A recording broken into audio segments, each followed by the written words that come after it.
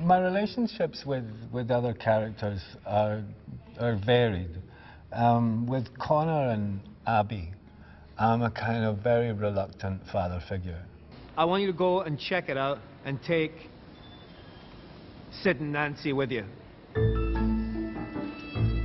Not so much Abby, but more so kind of Connor. He and I had this little kind of the scene, which on the page didn't look like much really, but it ended up looking like a kind of father-son-ish conversation between the two of us, and it happened quite kind of intuitively between both of us, and it went down really well, and I think they kind of built on that really. You did a good job. Oh God, you know what? All my life I've wanted to be in a crime-busting gang, and now I am. So, I don't suppose you'd consider giving me a cool nickname, would you? No. No. My relationship with Helen starts off as kind of being kind of baffled and a little bit hurt, and then a bit more baffled, and then frustrated and baffled, and then angry and baffled. Tell me what you know. Tell me where the anomalies are. Tell me why they're happening. Then maybe I can help you. Right now, why is the least of your worries? You see, what does that mean? I'm sure when it was good, it was very good. But subsequently, I'm sure that now that it's bad, it's going to be very bad. Because I don't think there's any kind of coming round. There's no convincing Helen that actually you have to open your mind up to what's going on here, because she thinks that she knows more and has a far greater insight than any of us. We could make it happen again. Doesn't that excite you? No. I don't want to change the world, Helen. I happen to think it's rather beautiful just the way it is. We know what happens when we interfere, the damage we can cause. Can't damage the future, Nick. We can only alter it. The very first time I ever meet Claudia Brown, she walks up and kisses me in a bar, which is quite a memorable way to meet somebody. I've never seen you around here myself, and hey, why don't we have a drink afterwards? Excuse me. Don't panic. Just told that slime ball over there you were my boyfriend. Oh, please, he turned that line. No one's going to have to kill him. Well, I'm very glad I was here to help. I'm Nick Cutter. Actually, I know who you are. Claudia Brown, Home Office. I don't think he's thought about another woman in 8 years. And suddenly there's this person in front of him who's, you know, very confident and kind of opinionated, strong-willed and beautiful and quite sexy, and you kind of go, oh, hang on a minute, there's a woman there, do you know what I mean? And suddenly I think he starts to, that kind of wakens up feelings that he hadn't felt in a long time, and a bit confused about the fact that, you know, suddenly Helen's back, but there's this woman. You've taken to him, haven't you? I trust him, that's what you mean. He's attracted to you, isn't he? I have no idea. Obviously like him.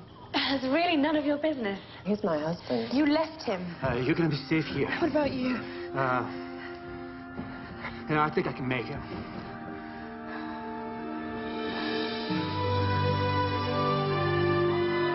I'll be back in a minute.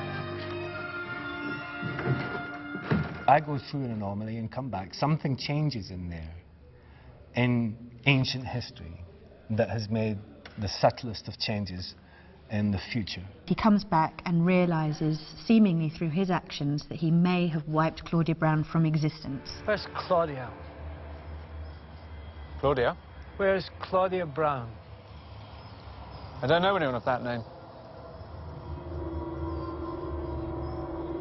No, come on, where is she? We don't know what you're talking about. Never heard of her. Look, you've been working with her every day for months, so don't tell me you don't know who she is. No idea. So sorry. Arriving back at this place, which previously hadn't been there, hadn't existed, there comes this new person in who's Jenny Lewis.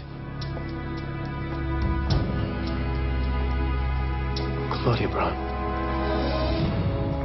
Jenny, nice to meet you. He spends most of series 2 wrestling with the idea of looking at this woman who looks pretty much identical to the woman he was in love with and very sort of close to work-wise in series 1, and he's got to sort of start all over again. Can you stop doing that, please? Doing what? Staring at me. I'm not allowed to look at you. Not like that. Like what? Like you know me. Claudia, you all right? Don't call me Claudia! As series 2 continues, this warmth towards the professor, she breaks off her engagement, and when we leave her at the end of series 2, you realise very much that she has these feelings she can't really put into words for him.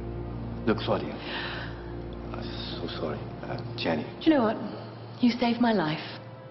So just for tonight, you can call me anything you like. For the record, I really hate that name. Okay. It's one of those kind of, will they, won't they, they might, oops, he's dead. It's kind of, that's about as far as it goes. Which is why, you know, that was, you know, perfectly in keeping with his relationship with Claudia Brown. Drink? Another time, then.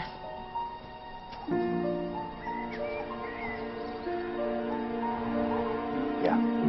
Yeah, that'd be nice. Cutter! Call from the Ark. New anomaly. Better get going. Sorry. Bad timing. Ben's such fun to play with because he's so kind of funny and so kind of arch and smug, but he's got such a kind of twinkle about him as well. You know, it's been great fun playing with him for the last few years. Morning. You're late. So fire me. We can all dream. I'm really beginning to dislike that man. So to sum up then, we're looking for a deadly, skin-shedding aquatic predator with a neat line in Charlotte Church impressions. I don't like anyone to whom the adjective maverick might be applied. First I'm a traitor, now I'm insignificant. You know, you're really going to hurt my feelings. Him and I both kind of coexist in a kind of hatred of one another, and contempt for one another. What are the immediate risks? Famine, war, pestilence, the end of the world as we know it, the usual stuff. I think I could do without the facetiousness. Well, I could do without standing in some anemic office in Whitehall talking to a civil service pen pusher when I should be exploring the most significant phenomenon in the history of science. Eventually it kind of comes closer to some kind of mutual respect by the end of series 2. Next time I sack you, I might at least pretend to stay sacked for more than 5 minutes. Still, I suppose it's just as well you decided to disobey my orders. If it had been left up to Stephen, we'd all still be looking in the wrong place, wouldn't we? The idea of them going out to dinner together or having a mutual chat about what did you do at the weekend is never going to happen between the two of them. But they've kind of stopped short at you know, hitting one another.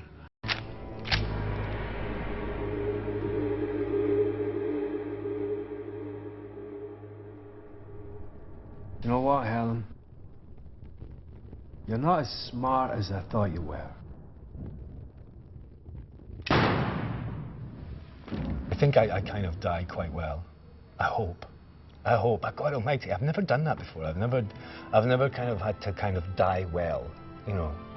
So I'm looking forward to seeing it. I won't let you down, Professor. We need to get this man in an ambulance now!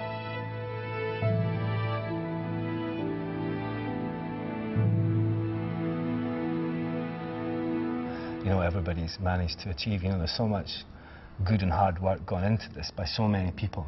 And sometimes, you know, adverse conditions that, you know, I mean, I think I'm quite proud of it. But so it's going to be a little bit of a tug, and not so much necessarily leaving the character or the thing, but the people, I think, is what I'll miss, you know.